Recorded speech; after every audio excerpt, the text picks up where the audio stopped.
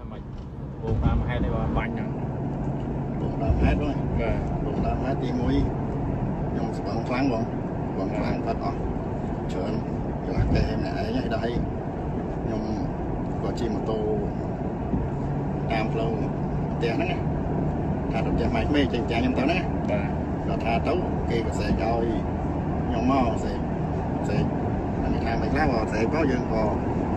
bàn thần đó vật tụ trình về mất vào nhóm tiền hướng đại vô tập đó đúng khôngបាទបងប្អូនយ៉ាងម៉េចដែរបន្ទាប់ពីបងប្អូនបានស្ដាប់ចម្លើយណាបានស្ដាប់នៅចម្លើយសារភាពរបស់ជនដៃដល់ហើយថាតើបងប្អូនយល់យ៉ាងណាដែរណានៅចម្លើយសារភាពរបស់ជនដៃដល់រូបនេះដែលបានប្រព្រឹត្តនៅទង្វើដ៏សាហាវព្រៃផ្សៃបែបនេះទៅលើក្រុមគ្រួសាររបស់ជនរងគ្រោះហើយជនដៃដល់រូបនេះទៀតគឺវាឆ្លើយមកទាំងទឹកមុខធម្មតាណា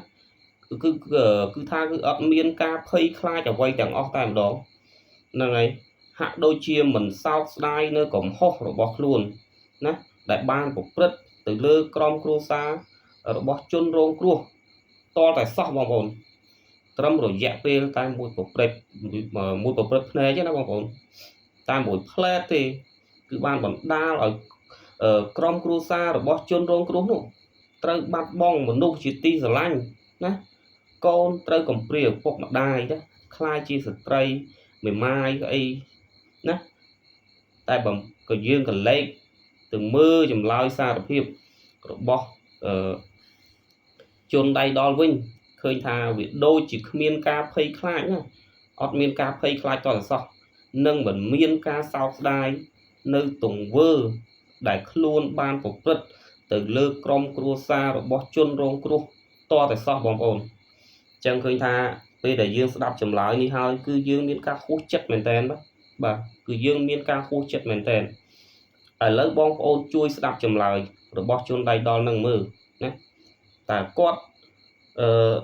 អីគេគាត់ឆ្លើយមកគាត់ថាដោយសារគាត់ស្រវឹងស្រាណាគាត់ស្រវឹងស្រាគាត់ផឹកស្រាអស់ច្រើនពេកណាអស់កន្លះកេះអស់អីណាគាត់ម្នាក់ឯងនឹងចម្លើយរបស់គាត់សួរថាចម្លើយបែបនេះបើយើងជាសាច់ញាតិជាមួយជនរងគ្រោះថាតើយើងនេះអាចទទួលយកបានដែរឬទេឥឡូវបងប្អូនជួយវិភាគមើលតើយើងអាចទទួលយកបានដែរឬទេណាមួយផ្លែត 3-4 នាក់នេះណាតើយើងអាចទទួលយកបានអត់រួចមនុស្សស្រវឹងណាវាថាស្រវឹងផឹកអស់ច្រើនចុះហេតុអីណាអាចជិះម៉ូតូហ្នឹងមកដល់កន្លែងកើតហេតុបានមកដល់កន្លែងកើតហេតុហើយបានបាញ់ប្រហារទៅលើជនរងគ្រោះណាកំពុងតែជួបជុំបងប្អូនជួបជុំសាច់ញាតិអីចឹងទៅហើយឮថាមានអ្នកមកលេងមកអីមានគូសារនៅចិនអីផងថាមកលេងទេក៏បែរទៅជាជួបរឿងអកុសលបែបនេះណា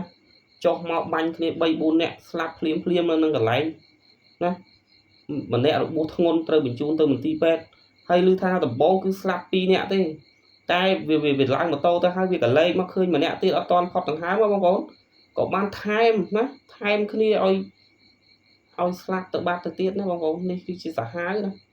សកម្មភាពនេះគឺសាហាវមែនតើឥឡូវបងប្អូនជួយគិតមើលទាំងអស់គ្នាហើយក៏ធ្វើសកម្មភាពហើយក៏ជិះម៉ូតូទៅបាទទៅដោយសុវត្ថិភាពបាទក៏បានជិះម៉ូតូទៅដោយសុវត្ថិភាព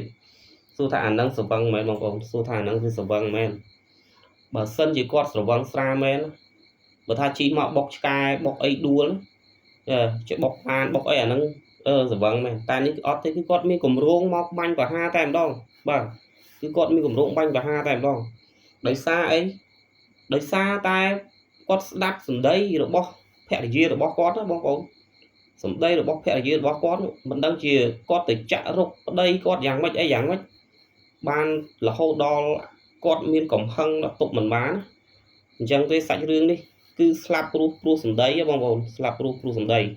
អញ្ចឹងទេសង្ឃឹមថាសាច់រឿងមួយនេះនឹងដាស់តឿនដល់បុរសមួយចំនួនណាសូមមានការចិត្តធ្ងន់បន្តិចកុំគិតថាឲ្យតែរឿងទាំងអស់នេះសុទ្ធតែយកមកធ្វើទៅតាមទំនើងចិត្តគឺអត់បានទេបងប្អូនបាទអញ្ចឹងទេសាច់រឿងនេះក៏គឺបានបញ្ចប់ទៅហើយគឺ គឺមានតែទោសទណ្ឌបាទជាប់គុកជាប់ច្បាប់មួយជីវិតតែប៉ុណ្្នឹងឯង